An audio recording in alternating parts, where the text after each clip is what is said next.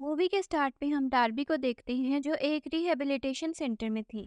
असल में उसे नशे की आदत थी जिसकी वजह से उसकी फैमिली ने इलाज के लिए उसे इस रिहैब सेंटर भेज दिया था। उसकी फैमिली में सिर्फ उसकी मदर और एक सिस्टर ही थे और उसके फादर ने कुछ अर्सा पहले ही सुसाइड कर ली थी। शायद इसी वजह से डार्बी ने खुद को ड्रग्स का आदी बना लिया था ताकि वो अपने फादर की मौत को भूल सके। वहीं एक दिन डार्बी को एक हॉस्पिटल से कॉल आती है और उसे पता चलता है कि उसकी मदर बहुत बीमार है। उन्हें हॉस्पिटल एडमिट कर लिया गया है और उनकी हालत बहुत क्रिटिकल है। डार्बी अपनी मदर से मिलने हॉस्पिटल जाना चाहती थी, लेकिन उसे रिहैब सेंटर से कोई बाहर जाने नहीं देता। सबको लगता है कि डार्बी बहाना बनाकर यहाँ से जाना चाहती है ताकि वो दोबारा से ड्रग्स ले सके।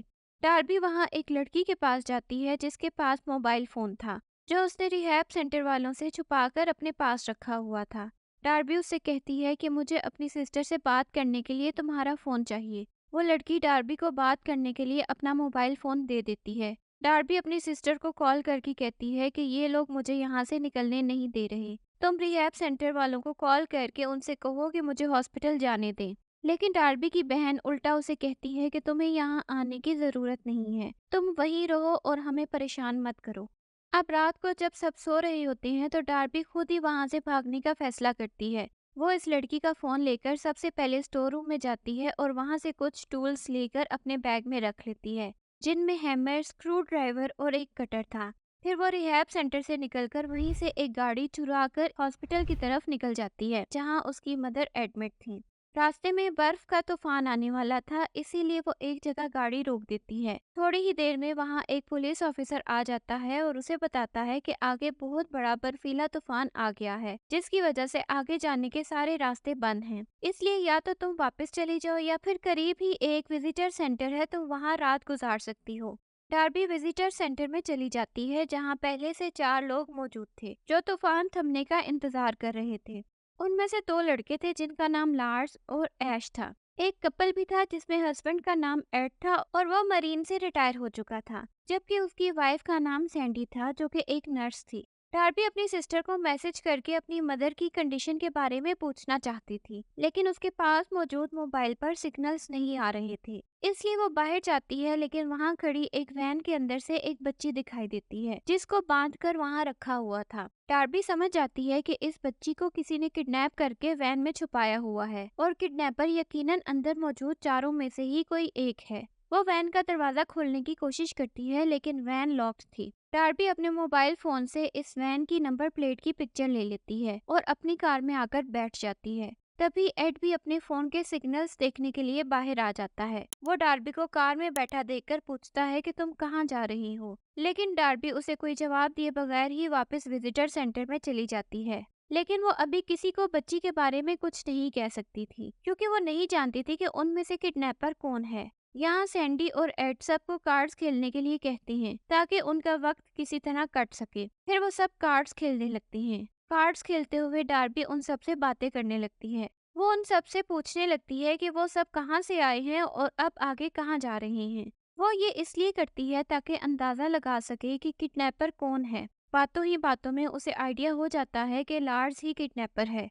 इसके बाद डार्बी वॉशरूम में जाकर पुलिस को इस वैन का नंबर सेंड करती है और मैसेज करके सारी इन्फॉर्मेशन देती है कि इस वैन में एक आदमी ने किसी बच्ची को किडनैप करके रखा हुआ है, लेकिन सिग्नल्स ना होने की वजह से मैसेज डिलीवर नहीं होता। फिर वो देखती है कि वॉशरूम की दीवार में स्पेस था जिसको रिपेयर करने के लिए आर्जी तौर पर बंद किया हुआ था। वो अपने बैग से स्क्रू ड्राइवर और कटर निकाल लेती है। फिर वो वॉशरूम की वॉल के सामने से टेबल हटाकर बाहर निकल जाती है। उसके बाद वो स्क्रू ड्राइवर से वैन का दरवाजा खोलकर अंदर चली जाती है। वो देखती है कि बच्ची की कलाई में एक रिस्ट बैंड बंधा हुआ था जो कि हॉस्पिटल वाले अपने पेशेंट्स को पहनाते हैं। वो बच्ची से पूछती है कि क्या तुम बीमार हो, लेकिन उसी वक्त लार्स वैन में आ जाता है, जिसे देखकर डार्बी वैन में पड़े एक ब्लैंकेट को अपने ऊपर डालकर छुप जाती है। लार्स गेम हार गया था, इसलिए उसे बहुत गुस्सा आ रहा था। वो बच्ची को जे कहकर बुला रहा था। डार्बी देखती है कि लार्स के पास गन थी। फिर वो बच्ची को कहता है कि जब हम अंकल के घर पहुंच जाएंगे फिर सब ठीक हो जाएगा, वो तुम्हें बहुत अच्छे घर में भेज देंगे। फिर वो कहता है कि तुम्हें तो भूख लगी होगी, मैं तुम्हारे लिए कुछ खाने को लाता हूँ। वो वैन से निकलकर बाहर चला जाता है। डार्बी अब वहाँ नहीं रुक सकती थी क्योंकि लार्स जल्द ही दोबारा वापस आने वाला था। वो जे से वादा करती है कि मैं तुम्हें बचा लूंगी। फिर वो अपना कटर वहीं छोड़कर वैन से निकल जाती है। उसके बाद वो जिस रास्ते से बाहर आई थी उसी रास्ते से वापस वॉशरूम में चली जाती है। वहीं लार्स जे के लिए स्नैक्स लेकर वैन की तरफ जाता है तो उसे बर्फ पर पैरों के निशान दिखाई देते हैं जो वॉशरूम की तरफ जा रहे थे। वो समझ आता है कि वॉशरूम से निकलकर कोई वैन तक आया था और अब वो जान चुका है कि वैन में एक बच्ची को किडनैप करके रखा हुआ है। वो सेंटर वापस जाता है। दूसरी तरफ ऐश वॉशरूम की तरफ आता है और डार्बी से पूछता है कि क्या तुम ठीक हो, तो डार्बी उसे अंदर खींच लेती है। वो ऐश को सब बता देना चाहती थी कि लार्स ने एक बच्ची को किडनैप करके अपनी वैन में रखा हुआ है। तभी लार्स वॉशरूम में आ जाता है, लेकिन जब वो ऐश और डार्बी को साथ देखता है तो वहां से चला जाता है, जिसके बाद डार्बी ऐश को सब बता देती है। ऐश पूछता है कि क्या तुमने पुलिस को बताया है, तो डार्बी कहती है कि मैंने पुलिस को मैसेज सेंड कर दिया है, लेकिन सिग्नल्स ना होने की वजह से मैसेज डिलीवर नहीं हो सका। वो कहती है कि हमें इस बच्ची को बचाना होगा, वो बीमार है और बाहर सर्दी से मर जाएगी। ऐश भी उसका साथ देने को तैयार हो जाता है, लेकिन डार्बी बताती है कि लार्स के पास गन है। ऐश कहता है कि हमें एड को बताना चाहिए, वो मरीन में काम कर चुका है, हो सकता है कि उसके पास भी गन हो। लेकिन उन्हें कंफर्म नहीं था कि एड के पास गन है या नहीं। तभी ऐश को वहाँ एक नेल गन मिल जाती है जो जरूरत पड़ने पर गन का काम कर सकती थी। ऐश कहता है कि तुम पहले वैन के अंदर जाओ, तुम्हें वहाँ जाता देखकर लार्स तुम्हारे पीछे जाएगा तो मैं पीछे से आकर उस पर हमला कर दूंगा। डार्बी ऐसा ही करती है। वो वैन के अंदर चली जाती है जहाँ वो जे के मुंह पर लगी टेप खोल देती है। तभी जे पूछती है कि वो दोनों आदमी कहाँ हैं जिन्होंने मुझे किडनैप किया था। ये सुनकर डार्बी फौरन वैन से बाहर देखती है जहां लार्स और ऐश सेंटर से बाहर आकर एक दूसरे से डार्बी ही के बारे में बात कर रहे थे। वो समझ जाती है कि ये दोनों साथी हैं और इन दोनों ने ही मिलकर जे को किडनैप किया है। ऐश जब वैन का दरवाजा खोलता है तो वहां डार्बी नहीं थी। वो वैन से निकलकर वॉशरूम में चली गई थी। ऐश उसका पीछा करते हुए सेंटर में वापस जाता है और फिर वॉशरूम में जाकर उस पर गन तान लेता है। वो उसे कहता है कि अगर तुमने किसी को भी बच्ची के बारे में कुछ बताया तो मैं तुम्हें और बाकी सब लोगों को मार दूंगा। हम बच्ची के फादर से रैंसम की अमाउंट लेकर इस बच्ची को छोड़ देंगे। डार्बी कहती है कि वो बच्ची बीमार है तो ऐश कहता है कि हमारे पास बच्ची की मेडिसिन है, उसे कुछ नहीं होगा। फिर वो डार्बी से उसका फोन लेकर उसमें वो मैसेज डिलीट कर देता है जो उसने पुलिस को सेंड किया था, लेकिन वो अभी तक डिलीवर नहीं हुआ था। फिर वो डार्बी का फोन अपने पास रख लेता है। तभी सैंडी वॉशरूम में आ जाती है तो ऐश वहां से चला जाता है। सैंडी डार्बी से कहती है कि अगर कोई प्रॉब्लम है तो तुम मुझे बता सकती हो, लेकिन डार्बी कहती है कि सब ठीक है। अब ये सभी वापस आकर हॉल में बैठ जाते हैं और बातें करना शुरू कर देते हैं। दूसरी तरफ जे डार्बी के कटर से अपने हाथों को खोल लेती है और वैन से बाहर आ जाती है। डार्बी ऐश और लार्स बच्ची को देख लेते हैं। ऐश लार्स को इशारा करता है तो लार्स बाहर चला जाता है। उसके बाद डार्बी भी उठकर वॉशरूम में चली जाती है और जब ऐश उसके पीछे आता है तो डार्बी अपनी हैमर से उस पर हमला कर देती है, लेकिन ऐश जल्द ही डार्बी को काबू कर लेता है। इसी हाथापाई के दौरान ऐश की वैन की चाबियां वहीं गिर जाती हैं। जब ऐश डार्बी का गला दबाकर उसे मारने ही वाला होता है तो वहां वॉशरूम की दीवार में बने स्पेस से लार्स अंदर आ जाता है। वो ऐश को उसे मारने से रोक लेता है और बताता है कि जे जंगल में भाग गई है, वो वहाँ सर्दी से मर जाएगी। हम अगर उसके पीछे गए तो वो हमारी आवाज सुनकर हमारे पास नहीं आएगी। ऐश कहता है कि वो डार्बी की आवाज सुनकर उसके पास जरूर आएगी। उनकी बातों के दौरान डार्बी चुपके से ऐश की वैन की चाबियां उठा लेती है। फिर वो दोनों डार्बी को लेकर जे को ढूंढने जंगल की तरफ निकल जाते हैं। वो रास्ते में अपने किसी अंकल की बात करने लगती हैं। जब डार्बी अंकल के बारे में पूछती है तो वो बताती हैं कि हमारा इस दुनिया में कोई नहीं था, फिर अंकल ने ही हमें पाला, वो हमारे फॉस्टर डैड हैं और उन्हीं के कहने पर हमने जे को किडनैप किया था।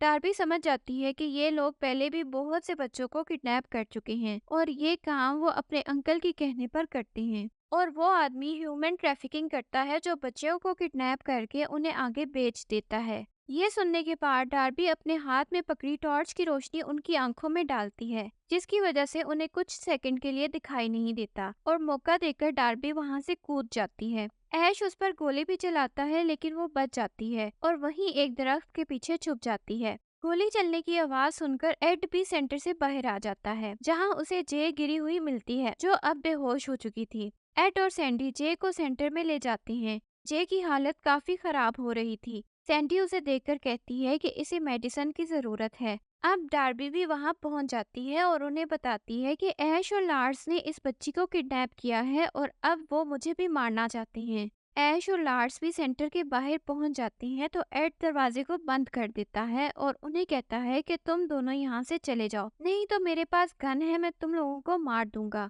वो ये झूठ उन दोनों को रोकने के लिए बोलता है क्योंकि उसके पास कोई गन ना थी। ऐश कहता है कि जे की मेडिसिन हमारे पास है, अगर जे को मेडिसिन ना दी गई तो वो मर भी सकती है। डार्बी एड को बताती है कि ये दोनों कहीं नहीं जा सकते क्योंकि उनकी वैन की चाबियां मेरे पास हैं। ये सुनकर एड कहता है कि तुम्हारी चाबियां हमारे पास हैं तो मेडिसिन दो और चाबियां ले लो। ऐश देखता है कि वाकई चाबियां उसके पास नहीं थी। फिर ऐश अपनी वैन से पेट्रोल कैन लेकर आता है और सेंटर के चारों तरफ डाल देता है ताकि सेंटर को आग लगा दे। सैंडी ये देखकर घबरा जाती है। वो एड से कहती है कि बच्ची को उनके हवाले कर दो, नहीं तो वो हम सबको मार डालेंगे। एड कहता है कि ये हमें बेवकूफ बनाकर अंदर आना चाहते हैं, वो ऐसा कुछ नहीं कर सकते क्योंकि उनकी वैन की चाबियां हमारे पास हैं। फिर एड अपनी गाड़ी की चाबियां भी डार्बी को देकर कहता है कि ये दोनों गाड़ियों की चाबियों को कहीं छुपा दो, जिसके बाद डार्बी चाबियों को छुपा देती है। फिर वो एड को एक टूल देती है और अपने पास हथियार के तौर पर अपनी हैमर रख लेती है। वहीं बाहर ऐश माचिस की तीली जलाकर उन्हें फिर से धमकी देता है और कहता है कि बच्ची और चाबियां उसके हवाले कर दें, नहीं तो वो सेंटर को आग लगा देगा। लेकिन तभी इस बच्ची को होश आ जाता है और वो सैंडी को देखकर उसे पहचान लेती है। असल में सैंडी जे की नर्स थी। जे सैंडी को बहुत तंग किया करती थी, इसीलिए सैंडी ने जे को किडनैप करने के लिए लार्स और ऐश की मदद की थी। लेकिन जब ऐश और लार्स जे को किडनैप करके ले गए तो उन्हें पता चला कि सैंडी जे की मेडिसिन देना तो भूल ही गई थी। इसलिए उन्होंने सैंडी को कॉल करके जे की मेडिसिन लाने को कहा। इसीलिए सैंडी एड को लेकर यहाँ आई थी ताकि मेडिसिन उन दोनों को दे सके। जब सारी बात खुल जाती है तो सैंडी ऐश और लार्स को बता देती है कि एड के पास कोई गन नहीं है। ये सुनकर लार्स और ऐश सेंटर में आ जाते हैं। एड सैंडी से पूछता है कि तुमने ऐसा क्यों किया, तो सैंडी कहती है कि हमारी सारी सेविंग्स खत्म हो गई हैं, हमें पैसों की जरूरत है, इसीलिए मैंने ये काम किया। ऐश और लार्स अंदर आ जाते हैं। फिर सैंडी जे को इंजेक्शन लगाती है तो जे ठीक हो जाती है। सैंडी एड को कहती है कि तुम परेशान मत हो, एक बार हमें पैसे मिल गए तो उसके बाद जे को सही सलामत उसके घर वापस भेज दिया जाएगा। लेकिन डार्बी कहती है कि ये लोग जे को घर वापस नहीं जाने देंगे क्योंकि ये ह्यूमन ट्रैफिकिंग का काम करते हैं और बच्चियों को दूसरी फैमिलीज को बेच देती हैं। सैंडी को यकीन नहीं आ रहा था। वो ऐश से कहती है कि तुम ऐसा क्यों करोगे, जबकि जे के फादर तुम्हें तुम्हारी मांगी हुई रैंसम की अमाउंट से भी 3 गुना ज्यादा पैसे दे सकते हैं। वो अपनी बेटी के लिए तुम्हारी सारी डिमांड्स पूरी कर सकते हैं। लेकिन वो लोग बताते हैं कि बात पैसों की नहीं है, बल्कि वो अपने अंकल के लिए ही काम कर रहे हैं। वो बहुत खतरनाक आदमी है और अगर ये काम पूरा ना हुआ तो उनके अंकल किसी को नहीं छोड़ेंगे। फिर ऐश एड से गाड़ी की चाबियां मांगता है तो सैंडी कहती है कि चाबियां एड के पास नहीं बल्कि डार्बी के पास हैं। एड डार्बी से कहता है कि कुछ भी हो उन्हें चाबियां मत देना, नहीं तो ये हम सबको मार देंगे। ये सुनकर ऐश गुस्से से एड को मार देता है। ये देखकर सैंडी ऐश की आंखों में पेपर स्प्रे करने लगती है तो उसके सामने लार्स आ जाता है और पेपर स्प्रे उसकी आंखों में चला जाता है। ऐश गुस्से में सैंडी को भी मार देता है। फिर वो डार्बी को कहता है कि मुझे चाबियां दो, लेकिन डार्बी तब भी उसे चाबियां नहीं देती। तो वो डार्बी का हाथ दीवार पर रखकर नेल गन से उसके हाथ में कील गाड़ देता है। लार्स की आंखों में बहुत तकलीफ हो रही थी और उसे कुछ दिखाई नहीं दे रहा था। तो ऐश लार्स को अपने साथ वॉशरूम ले जाता है और उसका फेस वॉश करवाता है। डार्बी बहुत पेन में थी। वो देखती है कि उसकी हैमर उससे कुछ दूर गिरी हुई थी, लेकिन वो उस तक नहीं पहुंच पा रही थी। वो जे को अपने पास बुलाती है और उसे हैमर उठाने को कहती है। जे जैसे ही हैमर डार्बी को देती है, ऐश और लार्स भी वापस आ जाते हैं, जिन्हें देखकर डार्बी हैमर अपने पास छुपा देती है। ऐश के पास डार्बी का मोबाइल था जिसमें एक मैसेज रिसीव होता है, जिसे देखकर वो डार्बी को बताता है कि तुम्हारी मदर मर गई है। लेकिन साथ ही पुलिस की तरफ से भी मैसेज रिसीव होता है क्योंकि डार्बी के मैसेजेस जो डिलीवर नहीं हुए थे अब पुलिस को डिलीवर हो चुके थे और अब पुलिस जल्द ही यहाँ पहुँचने वाली थी। ये देखकर ऐश और लार्स घबरा जाते हैं और अब उन्हें जल्द से जल्द जे को लेकर यहाँ से निकलना था। ऐश दोबारा से डार्बी से चाबियां मांगता है और साथ ही वो जे के हाथ पर नेल गन रख देता है। तब मजबूरन डार्बी ऐश को बता देती है कि उसने वॉशरूम के बाहर बर्फ में चाबियां छुपा दी थीं। ऐश लार्स को गन पकड़ाकर डार्बी और जे पर नजर रखने को कहता है और खुद वॉशरूम के रास्ते बाहर जाकर बर्फ में चाबियां ढूंढने लगता है। अब डार्बी भी जल्द से जल्द खुद को छुड़वाना चाहती थी। वो जे से कहती है कि जाकर लाइट्स ऑफ कर दो, क्योंकि वो जानती थी कि लार्स किसी को मार नहीं सकता, क्योंकि वो ऐश को हमेशा उन लोगों को नुकसान पहुंचाने से मना करता रहता था। जे लार्स के सामने से उठकर जाती है। लार्स उसे रोकता ही रह जाता है, लेकिन गोली नहीं चलाता। जे जैसे ही लाइट्स ऑफ करती है, डार्बी अपनी हैमर से अपने हाथ में गड़े हुए कील को निकाल देती है। लार्स जैसे ही लाइट्स ऑन करता है, डार्बी उसके सामने पहुंच जाती है और अपने हैमर से मारकर उसे जमीन पर गिरा देती है। इतनी देर में ऐश को भी बर्फ में चाबियां मिल जाती हैं, लेकिन उसी वक्त उसे अंदर से जोरदार आवाज आती है तो वो भागकर अंदर जाता है, जहां वो देखता है कि डार्बी ने लार्स को पकड़कर उस पर गन तान रखी है। ऐश के हाथ में भी नेल गन थी। वो लार्स को छोड़ने का कहता है, लेकिन डार्बी कहती है कि अगर तुमने नेल गन को नीचे ना रखा तो मैं लार्स पर गोली चला दूंगी। लेकिन उसी वक्त जे हैमर लेकर ऐश के हाथ पर हमला कर देती है, जिससे नेल गन चल जाती है और एक कील लार्स के सर में जा लगता है, जिससे वो जख्मी हो जाता है। ऐश फौरन लार्स के पास जाता है और उससे कहता है कि तुम्हें कुछ नहीं होगा, हम अभी यहाँ से चले जाएंगे। डार्बी जे को लेकर बाहर आ जाती है और अपनी गाड़ी में बैठ जाती है। ऐश भी लार्स को लेकर बाहर आ रहा था, तभी लार्स का पांव स्लिप हो जाता है और वो सर के बल गिर जाता है। फिर वो दोबारा नहीं उठ पाता, क्योंकि वो कील पूरे का पूरा लार्स के सर में घुस गया था, जिससे लार्स मर जाता है। ऐश का लार्स के अलावा इस दुनिया में और कोई नहीं था। वो उसका भाई था और उसके मरने से ऐश शदीद गुस्से से बाहर आता है और सेंटर को आग लगा देता है। इससे पहले कि डार्बी जे को लेकर वहां से निकल जाती, ऐश उसकी गाड़ी पर नेल गन चलाने लगता है, जिससे गाड़ी का शीशा भी टूट जाता है और टायर भी पंक्चर हो जाता है और गाड़ी एक खंबे से टकरा जाती है। ऐश उनकी गाड़ी की तरफ बढ़ने लगता है, तभी वहां पुलिस की गाड़ी आ जाती है, जिसमें एक ही पुलिस ऑफिसर था। डार्बी अपनी गाड़ी से निकलती है और गन से ऐश पर गोली चला देती है। पुलिस ऑफिसर को लगता है कि डार्बी ही क्रिमिनल है, तो वो भी डार्बी पर गोली चला देता है, जिससे डार्बी जख्मी होकर वहीं गिर जाती है। अब ऐश डार्बी के पास पड़ी उसकी गन उठाकर पुलिस ऑफिसर को मार देता है। फिर वो डार्बी को भी मारना चाहता था, लेकिन गन में गोलियां खत्म हो गई थीं। अब ऐश पुलिस ऑफिसर की गन उठाकर डार्बी को मारने के लिए उसके करीब आता है, तो डार्बी अपने स्क्रू ड्राइवर से ऐश को मार देती है। इसके बाद वो मुश्किल से खुद को घसीटकर पुलिस ऑफिसर के पास जाती है और उसके वायरलेस से पुलिस से हेल्प भेजने को कहती है। फिर मूवी के एंड में हम कुछ दिन बाद का टाइम देखते हैं। डार्बी रिहैब सेंटर में वापस चली गई है। अब वो अपने इलाज के लिए रिहैब सेंटर के स्टाफ से पूरी तरह कोऑपरेट करने लगी है। डार्बी के रूम में ड्राइंग भी लगी हुई है, जो जे ने ही उसके लिए बनाकर भेजी थी, क्योंकि डार्बी उसकी हीरो थी। फिर डार्बी की बहन भी उसे मिलने आती है, जिसे देखकर डार्बी खुश हो जाती है। इसके साथ ही मूवी एंड हो जाती है। मूवी पसंद आए तो लाइक और शेयर करें और हमारे चैनल को सब्सक्राइब करें।